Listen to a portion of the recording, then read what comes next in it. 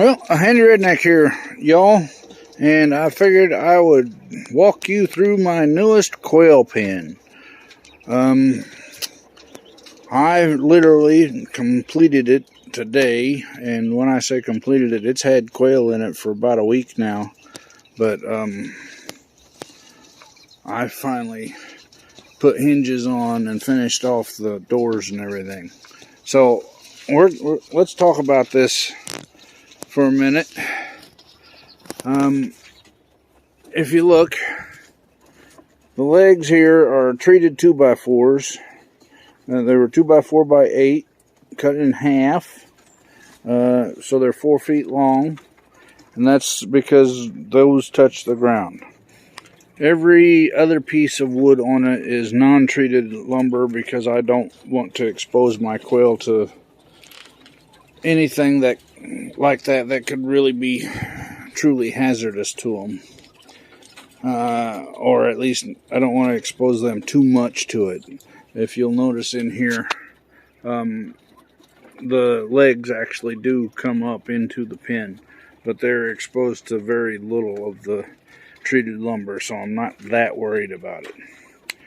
Now, you'll notice these are actually 2x4s that were ripped in half to save cost on materials. On my original quail pens, those were all solid 2x4s, but I went and I ripped 2x4s in half and used them. On the sides here, on 3 sides, 2 long sides and 1 short side, we got 1 foot baby chick or chicken wire. And I know some people are going to say that's a bad idea because of predators, but I understand my predators around where I live, and my biggest predator here is neighbors who let their cats out to roam freely. So, yeah, we do get an occasional possum or raccoon or something that comes through, but the main predator for small animals around my place is neighbor cats and feral cats. So in the bottom here is a 1/2x1/2 hardware cloth. The top is 1/4-inch hardware cloth, and the reason the top is 1/4-inch hardware cloth is I had originally bought 1/4-inch hardware cloth for the bottoms of all my quail cages, and I learnt better, and that's why we have 1/2-inch. Poop falls through the 1/2-inch, poop does not fall through the 1/4-inch. Now, this main section here is 5 foot long.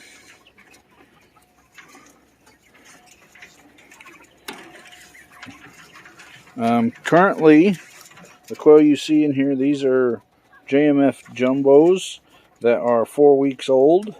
That's why I've got this heat mat thermostat here. It's set for 80 degrees right now, and the heat mat is actually in this hutch. This hutch was built again to save cost on lumber. If you look here, you'll see there's a board, and a board.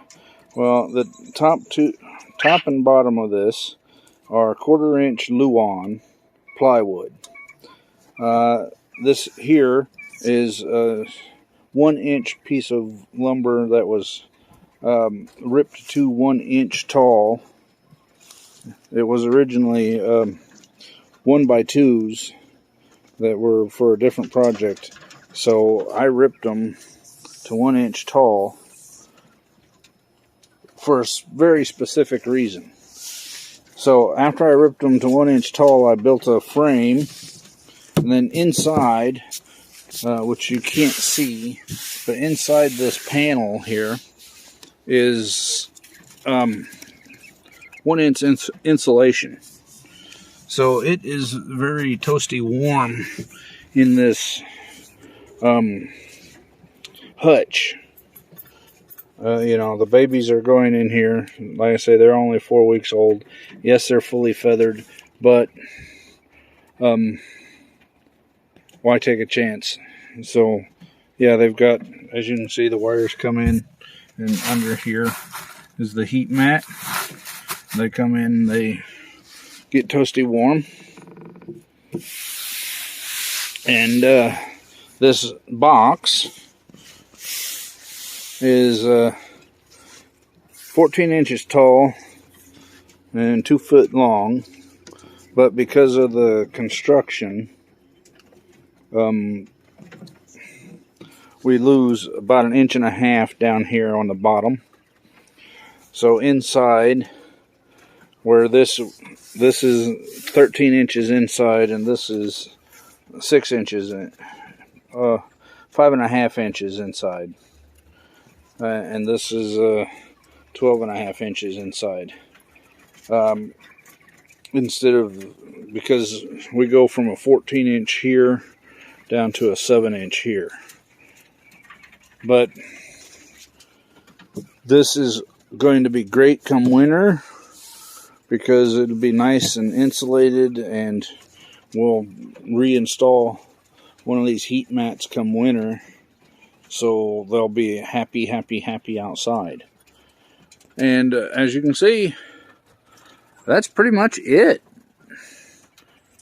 I do have a shorter video showing the construction of one of these panels that I will tack onto this, so you can see how I did that. But pretty much everything was put together with a couple of 2-inch screws and a lot of brads and nails and staples. I put this thing together mainly with my staple gun.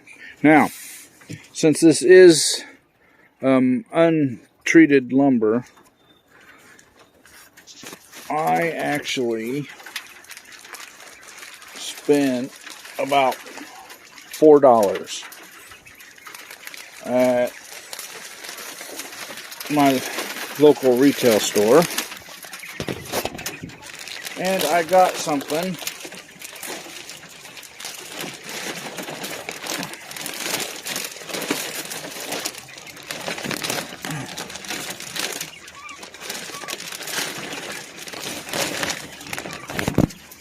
that keeps the rain off.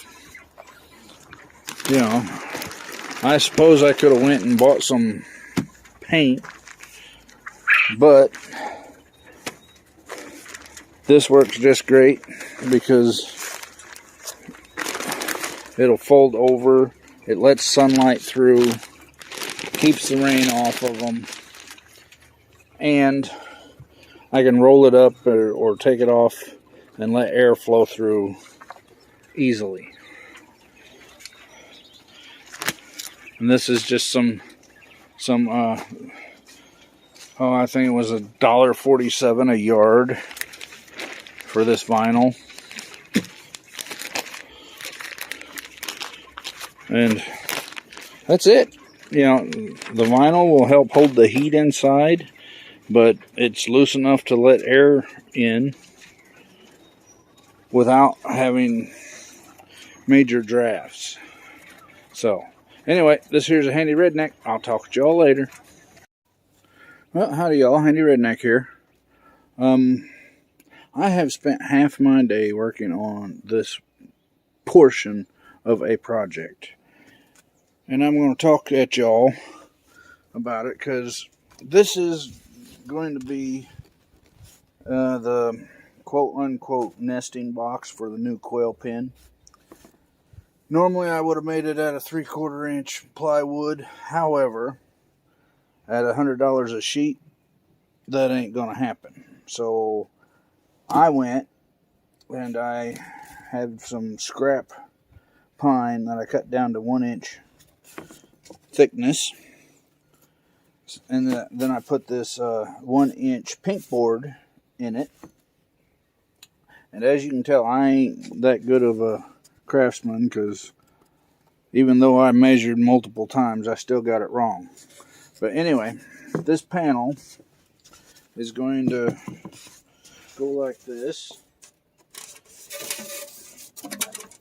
and get clad in a second sheet of this stuff. This is 1/4-inch plywood, also known as Luan.